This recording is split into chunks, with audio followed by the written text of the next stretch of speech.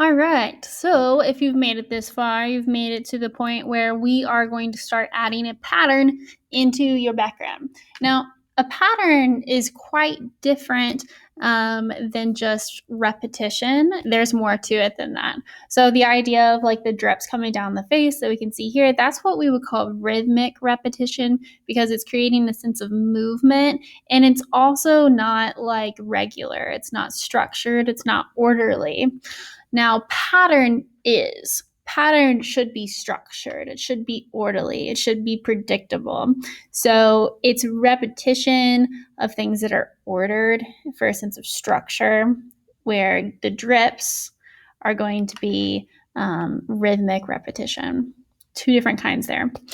We're going to look now at a couple of examples of things that are and are not good patterns. I think that so I started making the pattern thing a requirement last trimester.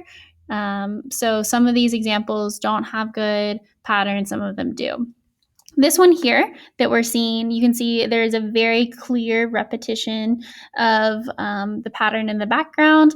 This kind of effect that you're seeing, that kind of like glitchy sort of thing, that's from a app that they actually had on their phone. So they were able to put their drawing into that app and it was able to change it from there.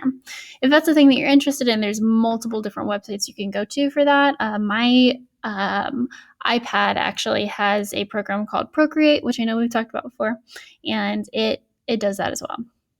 Now, the image to the right of it, you can see there's not a lot of like structure and order, but there's definitely repetition.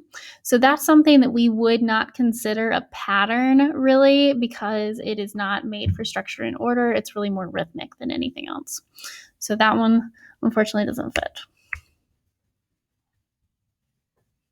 Moving on to this one. Okay, so the one with the sunglasses and the other glasses on the top, that one in the background, you can see there's definitely a pattern there. That is something that was hand drawn as well, but it was copy and pasted. This is the way that I suggest that most people go about doing their patterning because I feel like it's probably the most successful in getting what you want. Now, this person kind of already knew like the vibe that they were going for before they even started going for it. But if you don't, there's some shortcuts that I can talk to you guys about as well. And then we have a couple more to look at. These two. So the person wearing the crown necklace, you can see in the background, their pattern isn't anything crazy. It's just a couple of different brush marks that they repeated. And it's successful because of the way that it is repeated in a structured and orderly way. On the other side, what do you think? Pattern or not? Well, I guess if we're sticking to the rules of like it has to be for structure and order, those are definitely structured and ordered. There are some spots missing, so technically, I don't know. It's kind of one of those ones that's up in the air. Either way, there's definitely something being repeated for structure and order, so I'm going to give it a pass and call it a pattern for sure. This is a shape tool, so like if you go to your toolbar on your left hand side, there is a shape tool where you can make all kinds of different shapes. This is one of the ones that they decided to make, and then they just repeated it. So it's not a very tricky thing to do. It's just that they took the time to do it, and it definitely paid off. It's very successful there. So there's a couple different examples of patterns. We've looked at so some that were created on other platforms, others that were created with a tool, and then some that were created by drawing and then just copying the drawing. So let's look at how you do all of those things. First, let's go to the Photoshop. When we're in the Photoshop, so I kind of want to show you what this looks like all finished so that you can see where this is going. There you go. You can see here that I have a pattern in the background that was drawn, and then I just repeated it for structure and order. Now, how did I get that pattern? I created it. I created it similar to a couple of the ones that we looked at. Let's get rid of all these colors first. So I couldn't quite decide on like what I wanted to do, but I knew for sure that I wanted to do like some sort of like leaf. Alicia Denniston is so full of life, and so it made sense to me to repeat something in the back that also is. So I chose the ginkgo leaf, which is one of my favorite kinds of tree. You can see the shape is definitely a very like aesthetically appealing as well. So what I did is I quite literally just traced that leaf, and that leaf is a nice shape, and it lended itself to be able to be copied very easily. So once I had that traced, I made a new layer, and you guys know how to do that, so I won't show you how to do that one in this video. I went up here to the quick select tool. Now in the quick select tool, this is something you've used before as well. When you click on that and then you go over everything, boom, it will highlight everything, and you've got little marching ants telling you what it's highlighted and what it hasn't. And then I hit Command Copy and Command Paste. Command Paste will automatically make a new layer, so that is a thing to be aware of. And then I can switch over to the arrow tool and move it. Wow. Now, I knew that I wanted these things to repeat. So what I did then was I started kind of like turning it around and twisting it to see what kind of orientation that I liked best for it. So I'm going to get rid of this one. What I did was I hit edit and then free transform. And that highlighted the only thing that's in that layer. And then so I turned it around, which you absolutely can do. And since it's free transform, I can not only just turn it, but I can move it. Now I want to make sure it's a perfect 180.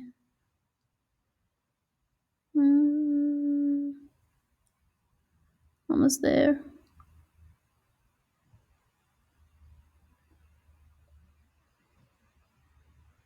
Too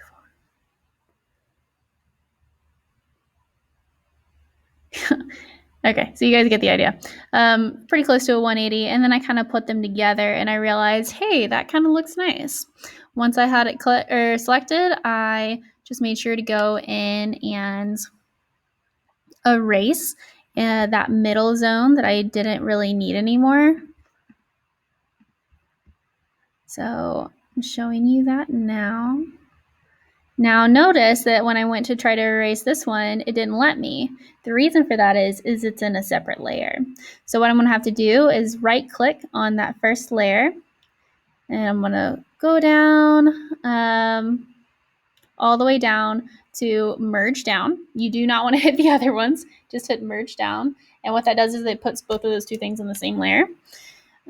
So now I can erase in that little zone. Once we've got that done, I'm like, okay, cool. So I think this is a thing that I might want to be able to repeat.